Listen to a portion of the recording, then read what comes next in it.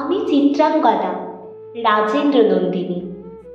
হয়তো পড়িবে মনে কোনো একদিন, কোনো সরোবর তীরে শিবালয়ে দেখা দিয়েছিল এক নারী, বহু আবরণে ভারাক্রান্ত করি তার রূপহীন তনু।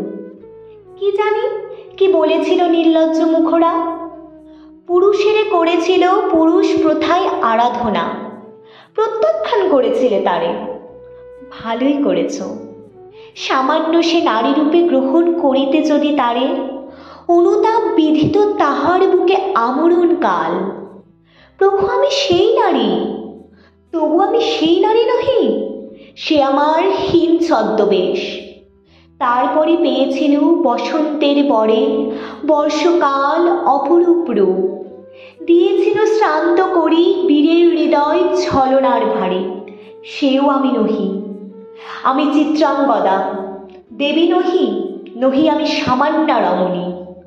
পূজা করি মোরে রাখিবে মাথায়, সেও আমি নহি, অবহেলা করি পুষিয়া রাখিবে পিছে, সেও আমি নহি।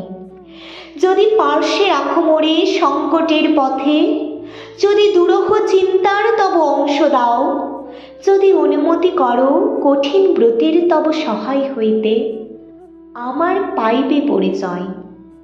গর্ভে আমি ধরেছি যে সন্তান তোমার, যদি পুত্র হয়, আসো এসো বীর শিক্ষা দিয়ে দ্বিতীয় অর্জুন করি তারে একদিন, পাঠাইয়া দিব যবে পিতার চরণে।